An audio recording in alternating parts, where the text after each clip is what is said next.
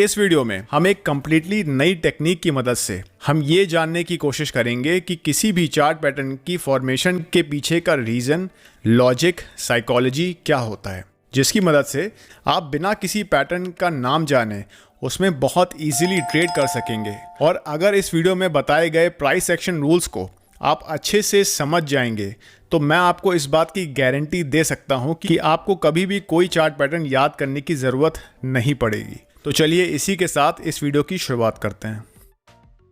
तो दोस्तों, कोई भी चार्ट पैटर्न बनता है प्राइस एक्शन से, और प्राइस एक्शन से हमारा सीधा साधा मतलब ये होता है कि किसी शेयर या फिर इंडेक्स की प्राइसेस एक पर्टिकुलर टाइम पीरियड में किस तरह से मूव करती हैं, उसे हम प्राइस एक्शन बोलते हैं। और इस प्राइस एक्शन के आधार पर हमें ये अंदाज़ा लग जाता है कि अब यहाँ से किसी शेयर की प्राइसेस ऊपर जाएंगी या फिर नीचे। अब दोस्तों, कई बार क्या होता है कि किसी शेयर की प्राइसेस इस तरीके से मूव करती हैं कि उसकी मूवमेंट से हमें अलग अलग प्रकार के शेप के पैटर्न्स फॉर्म होते हुए देखने को मिलते हैं, और इन्हीं पैटर्न्स को अलग अलग नाम दे दिए गए हैं। और इन पैटर्न्स का काम भी यही होता है, इनकी मदद से हम ये अंदाज़ा लगाने की कोशिश करते हैं किसी शेयर की प्राइसेस किस दिशा में मूव कर सकती है। तो मतलब जितने भी ये 100+ चार्ट पैटर्न्स हैं, ये प्राइस एक्शन की वजह से ही बनते हैं। तो अगर हम अपना ध्यान इन चार्ट पैटर्न्स को याद करने पर से हटा के प्राइस एक्शन को समझने में लगाते हैं तो हमें कभी कोई चार्ट पैटर्न याद करने की ज़रूरत नहीं पड़ेगी। तो वो प्राइस एक्शन के 4 गोल्डन रूल्स ये हैं। सबसे पहले, how the market moves and the 3 trending faces. तो दोस्तों, जब किसी शेयर के चार्ट में आपको बड़ी बॉडी वाली ग्रीन बाइंग कैंडल्स बनते हुए देखने को मिलती हैं और शेयर की प्राइसेस ऊपर की ओर जा रही होती हैं, तो हम कहेंगे कि ये जो पर्टिकुलर शेयर है ये इस वक्त एक स्ट्रॉन्ग अप ट्रेंड में है। और इसी प्रकार जब किसी शेयर में हमें बड़ी बॉडी वाली रेड सेलिंग कैंडल्स बनते हुए देखने को मिलती हैं और शेयर की प्राइसेस नीचे की ओर जा रही होती हैं, तो हम कह सकते हैं कि ये पर्टिकुलर शेयर फिलहाल एक स्ट्रॉन्ग डाउन ट्रेंड में है। और अगर मान लीजिए कि आपको किसी शेयर की प्राइसेस में ग्रीन और रेड कैंडल्स देखने को मिलती हैं और वो इस तरीके से फॉर्म होती हैं कि आपको लगता है कि प्राइसेस किसी भी पर्टिकुलर डायरेक्शन में मूव नहीं कर पा रही हैं, तो इस तरीके के ट्रेंड को हम लोग बोलते हैं एक साइडवेज ट्रेंड। अब जो हमारा अगला प्राइस एक्शन कॉन्सेप्ट है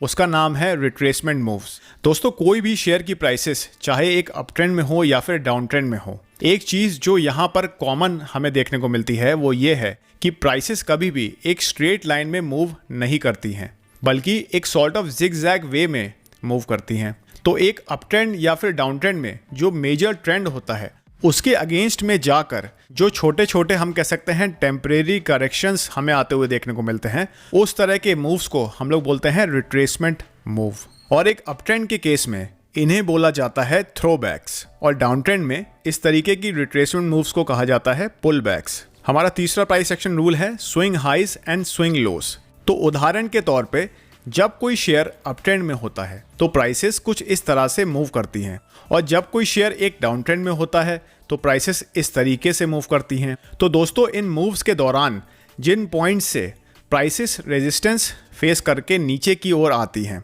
उन स्विंग पॉइंट्स को हम बोलते हैं स्विंग हाइज, और जिन पर्टिकुलर पॉइंट्स से प्राइसेस सपोर्ट लेकर ऊपर की ओर जाती हैं उन स्विंग पॉइंट्स को हम बोलते हैं स्विंग लोस। तो अगर प्राइसेस कुछ इस तरह से मूव करती हैं कि हर जो नया स्विंग हाई और हर जो नया स्विंग लो है वो लगातार ऊपर की ओर मूव करता है, तो हम कहेंगे कि इस समय प्राइसेस एक अप ट्रेंड में है। और इस सिनेरियो में जो स्विंग हाइस बन रहे हैं उन्हें हम कहेंगे हायर हाइस, और जो स्विंग लोज बन रहे हैं उन्हें हम कहेंगे हायर लोस, क्योंकि यहाँ पर हर जो नया स्विंग हाई और स्विंग लो बन रहा है वो अपने प्रीवियस स्विंग हाई और स्विंग लो से ऊपर की ओर बन रहा है। और अगर प्राइसेस कुछ इस तरह से मूव करती हैं कि जो स्विंग हाइज और स्विंग लोस बनते हैं वो लगातार नीचे की ओर बनते हैं, तो उस केस में हम कहेंगे कि इस पर्टिकुलर शेयर की प्राइसेस एक डाउन ट्रेंड में है। और इस सिनेरियो में जो स्विंग हाइस बन रहे हैं और जो स्विंग लोस बन रहे हैं उन्हें हम कहेंगे लोअर हाइस एंड लोअर लोस।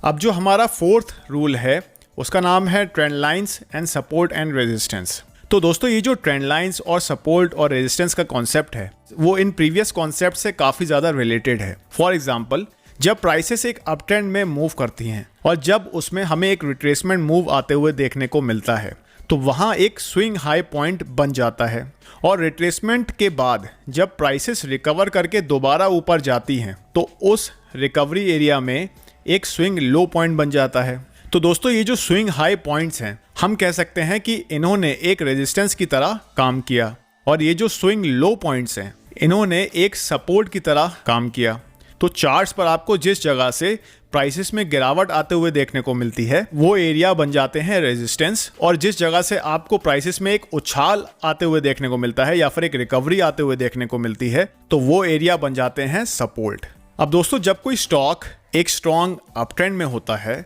तो ऐसा माना जाता है कि उसके पास एक अपवर्ड स्लोपिंग ट्रेंड लाइन का सपोर्ट होता है जिसे हम स्विंग लो पॉइंट्स को एक ट्रेंड लाइन से कनेक्ट करके बनाते हैं। और ठीक उसी तरह एक डाउन ट्रेंड में हमें एक ऊपरी डाउनवर्ड स्लोपिंग ट्रेंड लाइन की रेजिस्टेंस देखने को मिलती है। दोस्तों अभी तक आपको इतना तो समझ में आ गया होगा कि ये स्विंग हाई और स्विंग लो एरियाज जो होते हैं चार्ट्स के ऊपर ये काफ़ी इंपॉर्टेंट एरियाज होते हैं और इन्हें हम इसी वजह से की लेवल्स भी बुलाते हैं क्योंकि इन एरियाज के पास हमें मैक्सिमम बाइंग और सेलिंग इंटरेस्ट देखने को मिलता है। और दोस्तों ये जो जितने भी चार्ट पैटर्न्स बनते हैं ये इन्हीं स्विंग हाईज और स्विंग लो पॉइंट्स को कनेक्ट करने के बाद ही बनते हैं। तो अब आपकी स्क्रीन पर है निफ्टी 50 का डेली चार्ट और यहाँ हम देख सकते हैं कि मार्केट इस टाइम पीरियड में एक स्ट्रॉन्ग अप ट्रेंड में था। अब आप देखेंगे कि जैसे ही प्राइसेस ट्रेंड लाइन का सपोर्ट लेकर एक नया हाई बनाती हैं उसके बाद हमें series of red bearish candles देखने को मिलने लग जाती हैं। तो दोस्तों ये बन जाता है हमारा फर्स्ट सिग्नल कि जो करंट अप ट्रेंड है वो वीक हो रहा है। दूसरी चीज ये कि यहाँ जो स्विंग लो बन रहा है उसने प्रीवियस स्विंग हाई के सपोर्ट को ब्रेक कर दिया है जो कि अगेन हमें बाजार में वीक होते बाइंग मोमेंटम की ओर इशारा दे रहा है। क्योंकि दोस्तों सपोर्ट और रेजिस्टेंस ऐसे ही काम करते हैं। एक बार कोई सपोर्ट लेवल अगर ब्रेक हो जाता है तो वो रेजिस्टेंस की तरह काम करता है और अगर कोई रेजिस्टेंस लेवल एक बार ब्रेक हो जाता है तो वो सपोर्ट की तरह काम करता है। अब इस केस में निफ्टी एक स्ट्रॉन्ग अपट्रेंड में था तो आइडियली उसे प्रीवियस रेजिस्टेंस के ऊपर सपोर्ट लेकर रिकवर कर जाना चाहिए था, लेकिन यहाँ उसने ऐसा नहीं किया। अब एक लो बनने के बाद प्राइसेस फिर से ऐसे small body weak buying candles बनाकर एक नया हाई बनाती हैं। उसके बाद फिर से हमें यहाँ पर series of strong selling candles देखने को मिलने लग जाती हैं जिससे अगेन हमें ये इंडिकेशन मिल जाती है कि यहाँ अब सेलर्स की पकड़ मजबूत होती जा रही है।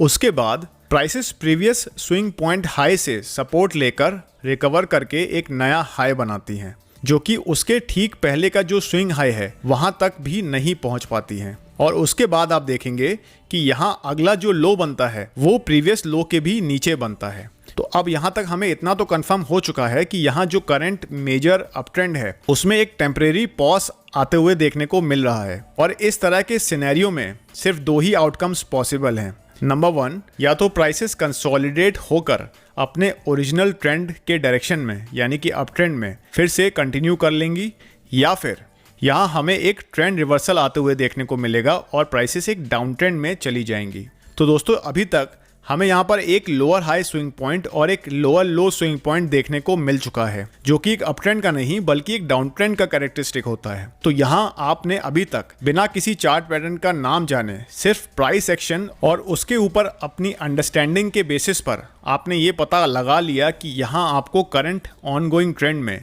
एक बड़ा चेंज आते हुए देखने को मिल सकता है। अब आप यहाँ अगला स्टेप क्या लेंगे? आप यहाँ एक ट्रेंड लाइन की मदद से एक सपोर्ट लेवल ड्रॉ करेंगे और जैसे ही वो सपोर्ट लेवल ब्रेक होगा आप वहाँ एक शॉर्ट साइड के ट्रेड में एंटर कर जाएंगे, यानी कि आप यहाँ पर सेल करेंगे। अब दोस्तों अभी आपने बिना किसी चार्ट पैटर्न का नाम जाने अनजाने में यहाँ पर 2 चार्ट पैटर्न्स को इजीली ट्रेड कर लिया है। तो दोस्तों सबसे पहला जो चार्ट पैटर्न हमने यहाँ पर आइडेंटिफाई करा है उसका नाम है the head and shoulder pattern, जो कि एक ट्रेंड रिवर्सल पैटर्न माना जाता है। मतलब अगर ये पैटर्न एक अप ट्रेंड में बनता है तो इस पैटर्न के बनने के बाद शेयर की प्राइसेस डाउन ट्रेंड में जा सकती हैं। और दोस्तों जो ट्रेंड लाइन हमने यहाँ पर ड्रॉ करी है वो इस पैटर्न की नेकलाइन है और एक बार जब ये नेकलाइन ब्रेक हो जाती है तो हमारा head and shoulder pattern confirm हो जाता है। और यहाँ ट्रेड करने के लिए या तो हम लोग नेकलाइन ब्रेक होने के बाद यहाँ जो कंफर्मेशन कैंडलस्टिक बनती है उसकी क्लोजिंग प्राइस पर हम अपने ट्रेड में एंटर कर सकते हैं, या फिर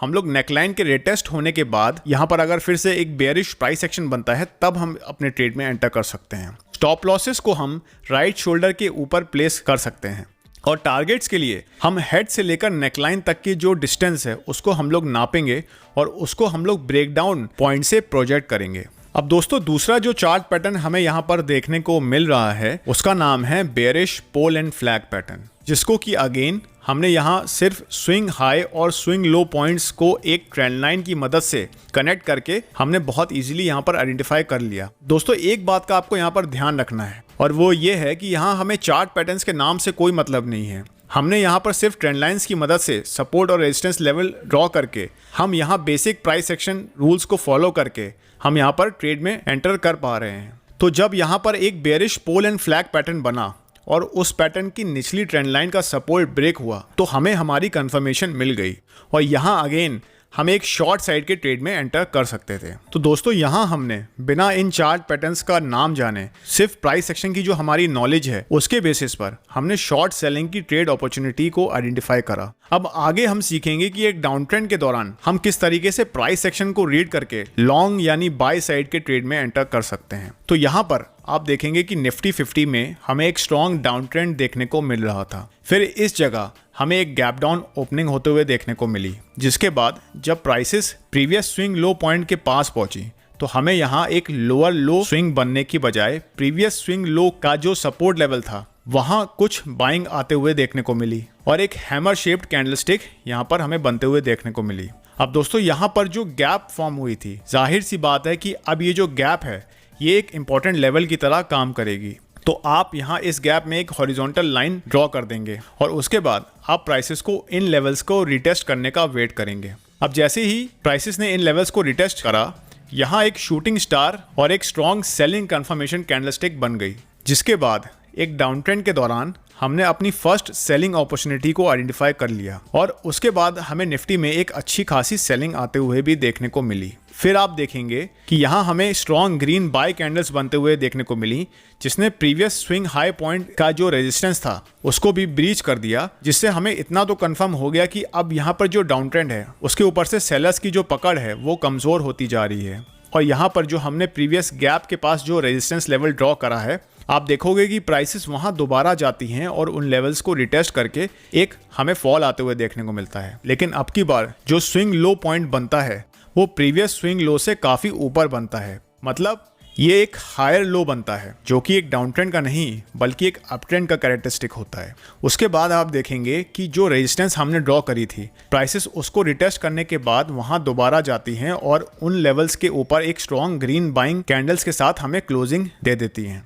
और हमारा बाय सिग्नल यहाँ पर एक्टिवेट हो जाता है। तो दोस्तों आपने यहाँ पर बिना किसी पैटर्न का नाम जाने यहाँ एक बाय साइड के ट्रेड को आपने बहुत इजीली सिर्फ प्राइस सेक्शन की मदद से आपने यहाँ पर आइडेंटिफाई कर लिया है। और जो चार्ट पैटर्न यहाँ बना है उसका नाम है inverse head and shoulder pattern, जो कि आपको एक डाउन ट्रेंड में बनते हुए देखने को मिलता है और एक बुलिश यानी कि बाय सिग्नल देता है। और दोस्तों गैप के पास हमने जो रेजिस्टेंस लाइन ड्रॉ करी थी वो इस पैटर्न की नेकलाइन है और हमने जैसे हेड एंड शोल्डर पैटर्न वाले एग्जांपल में जो टारगेट और स्टॉप लॉसेस के लिए जिन रूल्स को हमने अप्लाई करा, उन्हीं सेम रूल्स को हम लोग यहाँ पर भी अप्लाई करके इस तरह के पैटर्न में ट्रेड ले सकते हैं। तो दोस्तों अभी तक आपको लग रहा होगा कि यहाँ तो हमने अभी तक सिर्फ 3 तरह के चार्ट पैटर्न्स को सीखा, लेकिन मैं आपको बता दूं कि वीडियो की स्टार्टिंग में जो प्राइस सेक्शन कॉन्सेप्ट्स हमने डिस्कस करे और जो कॉन्सेप्ट्स मैं आपके साथ अब शेयर करने जा रहा हूँ, उनको एक बार अच्छे से समझकर अगर आप अप्लाई करते हैं तो आपको कभी कोई पैटर्न का नाम या उसके फॉर्मेशन को याद करने की जरूरत नहीं पड़ेगी। अब हम बात कर लेते हैं कि क्यों ज्यादातर चार्ट पैटर्न्स फेल होते हैं और कैसे आप इस तरह के ट्रैप्स को अवॉइड करके किसी भी पैटर्न को सक्सेसफुली ट्रेड कर सकते हैं। तो सबसे पहले हमें यह समझना है कि जो स्विंग हाई और स्विंग लो पॉइंट्स का कॉन्सेप्ट हमने समझा वो यहाँ सबसे इंपॉर्टेंट रोल प्ले करता है। और जब अप ट्रेंड में एक लोअर हाई और लोअर लो स्विंग पॉइंट का फॉर्मेशन होता है या डाउन ट्रेंड में एक हायर लो और हायर हाई स्विंग पॉइंट का फॉर्मेशन होता है, तो वो एक अर्ली सिग्नल या फिर वार्निंग होती है कि करंट ऑनगोइंग ट्रेंड में एक ठहराव यानी कंसोलिडेशन आ सकती है और ऐसी कंसोलिडेशन के दौरान ही कोई ट्रेंड कंटिन्यूएशन या फिर ट्रेंड रिवर्सल पैटर्न फॉर्म होता है। दूसरी चीज ये कि हम ट्रेंड लाइंस और हॉरिजॉन्टल सपोर्ट और रेजिस्टेंस लाइन की मदद से इस तरह की एनोमलीज को आइडेंटिफाई कर सकते हैं। तीसरा रूल ये है कि एज अ टेक्निकल एनालिस्ट हमें अपना व्यू हमेशा न्यूट्रल रखकर चलना चाहिए और किसी चार्ट पैटर्न की वजह से हमें बायस नहीं होना चाहिए। नंबर 4, हमें हमेशा ऐसा एज्यूम करके चलना है कि कोई ट्रेंड कंटिन्यू होगा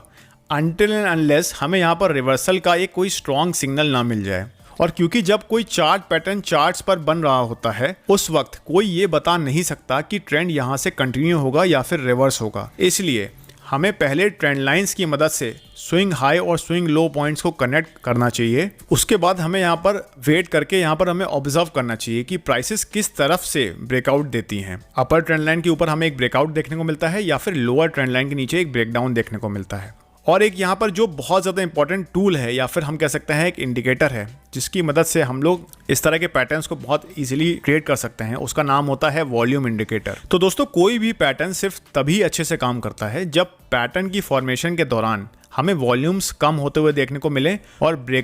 जब ब्रेकआउट या ब्रेकडाउन आता है तो पहले की तुलना में हमें वॉल्यूम्स में एक काफी ह्यूज इंक्रीज आते हुए देखने को मिलना चाहिए। तो दोस्तों इसी के साथ इस वीडियो के लिए इतना ही, हम मिलेंगे अगले वीडियो में। मेरा नाम है सौरभ, आप देख रहे थे Investonomics. Thank you and good bye.